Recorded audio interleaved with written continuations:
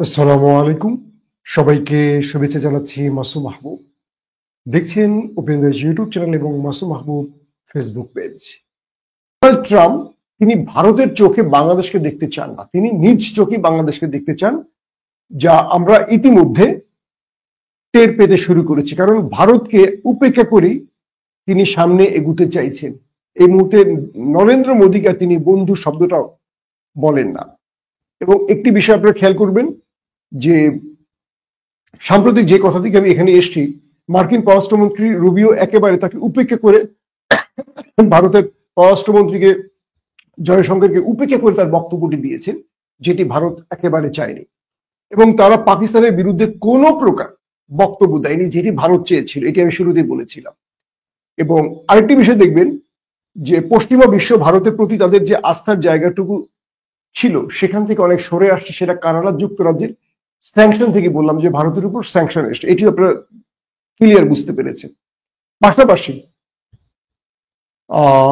মার্কিন এবং চীন এই দেশ দুটো তাদের বাণিজ্য যুদ্ধ চলছে।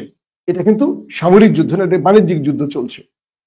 তার দিকে যদি আমরা একটু দৃষ্টি দেই, এটা স্পষ্ট বোঝা যায় যে মার্কিন যুক্তরাষ্ট্র তার স্বার্থ রক্ষার জন্য চীনের সাথে খুব শিগগিরই একটি সমঝোতায় চলে আসতে পারে, তার কিছু ইঙ্গিত পেয়েছি। ইতিমধ্যে উভয় দেশ পরস্পরকে হাইটেক চিপ এবং রেয়ার আর্থ এলিমেন্ট দিয়ে সহযোগিতার আশ্বাস দিয়েছে। এবং চীন বলেছে যে আমরা এই বিষয়ে আমেরিকার সাথে যৌথভাবে কাজ করতে চাই, এবং আমেরিকা সেটাকে গ্রহণ করেছে বলে শোনা গেছে। তার মানে চীনের এই অগ্রগতিকে আমেরিকা থামিয়ে দিতে চায় বিশ্ব মোড়ল হওয়ার দৌড়ের জন্য। কিন্তু আমেরিকা চীনের সাথে সামরিক লড়াইতে যাবে না, যদিও আমরা তাইওয়ান ইস্যুতে অনেক কথা বলি। কারণটা কি? চীনের কাছে আসলে কি আছে আমেরিকা নিজেও ভালো করে জানে।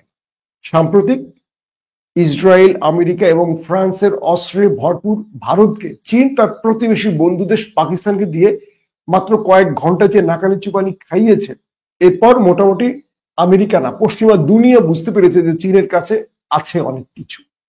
কি আছে চীন বলে না, কারণ চীন সাম্প্রতিক কয়েক দশকের বা কয়েক যুগের মধ্যে বড় রকম কোনো যুদ্ধে জড়ায়নি।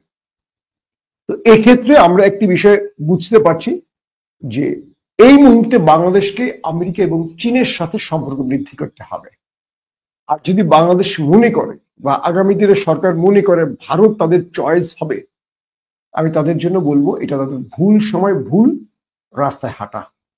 আমি এটা নিয়ে স্পেশালি আরো লম্বা কথা বলবো, যেহেতু আজকে আমার এই ভিডিওটা এই বিষয়ে না। আমি সেই জন্য দুপুরের বক্তব্যটা আজকে আলাদা শুধু বাংলাদেশ ইস্যুতে করেছি, সেটা দেখবেন। তো এখন যে বিষয়টি হয়েছে, গাজার যুদ্ধটা যদি এখন বন্ধ করতে হয় নেতানিয়াহুকে, তাহলে ডোনাল্ড ট্রাম্প আরবের টাকাটা পাবেন, কাতার, সৌদি, আরব আমিরাতে টাকা পাবেন। তো এখন প্রশ্ন করবেন যে ভাই আরবরা তো বিশ্বাসঘাতক বেঈমান। না, এখানে অনেক ব্যাপার আছে। আরবের উপরেও চাপ আছে তাদের জনগণের। তাদের গণতান্ত্রিক দেশ না হলেও তাদের চাপ আছে। আরবের জনগণ বলছে যে তোমরা আমার দেশ থেকে এই বিশাল অঙ্কের টাকা আমেরিকাকে দিচ্ছ, যারা আমাদের ভাইদের মারছে, ফিলিস্তিনিদের মারছে। তো এখন তারা বলবে যে আসলে আমরা এই টাকাটা দিচ্ছি যুদ্ধ বন্ধের জন্য। তার মানে তাদের জনগণকে শান্ত করতে হলে আরব আমেরিকার কাছ থেকে সিজফায়ার আদায় করতে চাইছে। এখন নেতানিয়াহু কোথায় যাবে? আবার আরব আমিরাত, পাকিস্তান এবং সিরিয়ার মতো দেশকে আব্রাহাম যে চুক্তিটি, মানে ইসরায়েলের সাথে যে চুক্তিটি আরবের বা মুসলমান দেশের, এই আব্রাহাম একবারে যোগ দেওয়ার জন্য চাপ দিচ্ছে। তো সিরিয়ার মিস্টার জোলানি বলেছে, আরব আমিরাত বলছে তুমি আমাদের এই চুক্তিতে চলে আসো, আব্রাহাম একবারে যোগ দাও, আমরা তোমাকে যুদ্ধ বিধ্বস্ত সিরিয়াকে যত টাকা লাগে দেব। তো মিস্টার জোলানি বলেছেন, অন্তর্বর্তীকালীন সরকার প্রধান বলেছেন, আরব আমিরাত তোমার এই প্রস্তাবের জন্য তোমাকে ধন্যবাদ, তবে তোমাকে দিয়ে আমার আব্রাহাম একবারে যোগ দিতে হবে না। ইসরায়েলের পক্ষে আমাকে সিগনেচার করার জন্য আমি তোমার কাছে যাব না, আমি সরাসরি কোনো ভায়ামি দিয়ে না, সরাসরি ডোনাল্ড ট্রাম্পের সাথে কথা বলি। এবং ডোনাল্ড ট্রাম্পের সাথে আমার ইতিমধ্যে বৈঠকও হয়েছে, তার সাথে আমার টেলিফোনও কথা হচ্ছে। সো তুমি আমাকে যে ইসরায়েলের সাথে বন্ধুত্ব করতে বলছো, এটা সিরিয়া কখনো করতে পারবে না। সিরিয়া সরাসরি আরব আমিরাতের, মানে মধ্যপ্রাচ্যের মুসলমানদের বিস্ফোরা আরব আমিরাতকে না বলে দিয়েছে। পাকিস্তানও স্পষ্ট না বলে দিয়েছে যে পাকিস্তান রাষ্ট্র যতদিন টিকে থাকবে ওদের সাথে কোনো চুক্তি হতে পারে না, আব্রাহাম অ্যাকর্ডে যোগ দিতে পারে না পাকিস্তান। হ্যাঁ, পাকিস্তান তখনই ভাববে ফিলিস্তিন স্বাধীন রাষ্ট্রের পরিচয় পাওয়ার পরে, আগে না।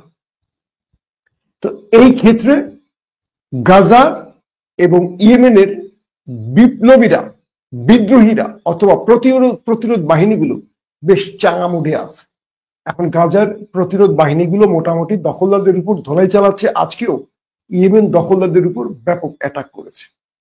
অর্থাৎ নেতানিয়াহু যখনই মাইনকে চিপায় আটকে গেছে, তখনই এতদিন ধরে যাদের উপর নির্যাতন করেছেন তারা মোটামুটি হাঁপ ছেড়ে বেঁচেছেন। বলা হচ্ছে যে হামাস কাতারকে যে ফর্মুলা তুলে দিয়েছে, শর্তগুলো তুলে দিয়েছে কাতার, আমেরিকাকে ওই যে 1.5 ট্রিলিয়ন দেবে, 1.2 ট্রিলিয়ন বোধ হয়। তো 1.2 ট্রিলিয়নের এই লোভে আমেরিকা এখন কাতারের প্রস্তাবগুলোকে মাথায় নিয়ে মিস্টার নেতানিয়াহুকে মোটামুটি কি বললাম জায়গার মধ্যে চাপ দিয়ে ওই জিনিস ঘেলে দিবে, থ্রেড দিয়ে দিচ্ছে আর কি। নেতানিয়াহু এখন মাইনকা চিপায় আছে, কারণ নেতানিয়াহু যুদ্ধবিরতি করলেই বেন গাবিরদের মতো বাকি যারা কোয়ালিশনে আছে তারা এই জোট ভেঙে দিলে নেতানিয়াহুর ক্ষমতা শেষ। পাশাপাশি নেতানিয়াহু তার সুপ্রিম কোর্টে আবারও খুব শিগগিরই 2-1 দিনের মানে খুব রিসেন্ট বোধহয় শুনানি আছে, যেটা আমেরিকার কাছে আবদার করেছে তুমি আমাদের বিচারকদের বলে দাও 6 মাস বা 1 বছর পিছিয়ে দিতে শুনানি। ডোনাল্ড ট্রাম্প সেই ব্যাপারও রাজি হয়নি। এখন ডোনাল্ড ট্রাম্পের উপর আমেরিকায় থাকা সিনেটর, কংগ্রেসম্যান যারা ইহুদি লবির বা জায়নবাদী লবির, তারা ব্যাপক চাপ সৃষ্টি করছে যাতে ডোনাল্ড ট্রাম্প নেতানিয়াহুর ফর্মুলাকে মাথায় রেখে গাজা এবং ইরান ইস্যুতে চিন্তা করে। তবে আমেরিকার একটি বিষয় আমার ভালো লেগেছে, তারা ইরানে বাংকার ব্লাস্টার বোমা মারার আগে ইরানকে বলেছিল আমরা আসতেছি, তুমি তোমার ইউরেনিয়াম সরিয়ে ফেলো। এবং আমেরিকা সেখানে আক্রমণের আগে ইরান তার ইউরেনিয়াম সরিয়ে ফেলেছে, আমেরিকা কয়েকটা ছেদা করে দিয়ে চলে এসছে।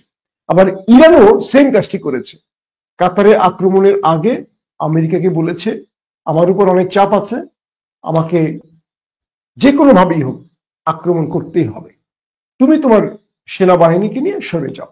ঠিক কাতারের সেই প্রধান আল উদাইদ কি বলবো সামরিক ঘাঁটি থেকে মার্কিন সেনারা সরে গেছে, আর ইরান সেখানে মিসাইল মেরেছে। অর্থাৎ ফ্রেন্ডশিপ ম্যাচ। এটি কিন্তু রাজনীতি, এটা ভাববেন না যে তারা একে অপরের সাথে আতাত করেছে, এটি যুদ্ধের ক্ষেত্রে কখনো ফ্রেন্ডশিপ ম্যাচ হয়, কারণ আমেরিকা ইরানের পারমাণবিক ক্ষেত্রের কোনো ক্ষতি করেনি, তো ইরান কেন তাদের বেজে ক্ষতি করবে? খুব সিম্পল প্রশ্ন। কারণ আমেরিকার সাথে ইরান লেগে গিয়ে কিছু করতে পারবে না, বরং আমেরিকাকে কূটনীতি দিয়ে সরিয়ে রেখে দখলদারদের এক এক করে যদি ধরতে পারে ইরান, তাহলে ওই চতুর শিয়ালের ঘাটটা মক্কে দেওয়া যাবে। মূলত ইরান তার মিত্রদের দিয়ে এই দখলদারদের পাশ থেকে আমেরিকাকে কিছু সময় সরিয়ে রাখার একটা আসলে কৌশল নিয়েছিল। তো বলা হচ্ছে ইরান যে বারবারই বলছে এই যুদ্ধে আমেরিকা যদি না আসে আমরা মানে কয়েক মাসের মধ্যে দখলদারদের মানচিত্র মুছে দেব, বিষয়টা কিন্তু সত্য। আপনারা দেখেন, যদি ইরানের যুদ্ধবিরতি না ঘটায়, ডোনাল্ড ট্রাম্পই তো নেতানিয়াহুর আবদারি কাজটি করছেন, যে পরিমাণ অ্যাটাক ইরান করেছিল দখলদার দেশে, আর কি কিছু বলা লাগে বলেন? কি অবস্থা এখন তো দেখতে পাচ্ছেন, মোটামুটি লন্ড ভন্ড করে ফেলেছে দখলদার দেশটিকে ইরান। আর নেতানিয়াহু তখনই ট্রাম্পের হাতে পায়ে ধরে যুদ্ধবিরতিটি ঘটিয়েছিল।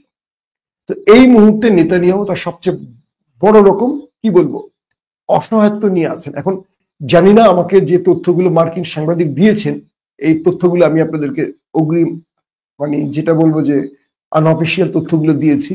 আজকে কি বলে নেতানিয়াহুর সাথে ট্রাম্পের জরুরি বৈঠক শুরু হচ্ছে শিগগিরই।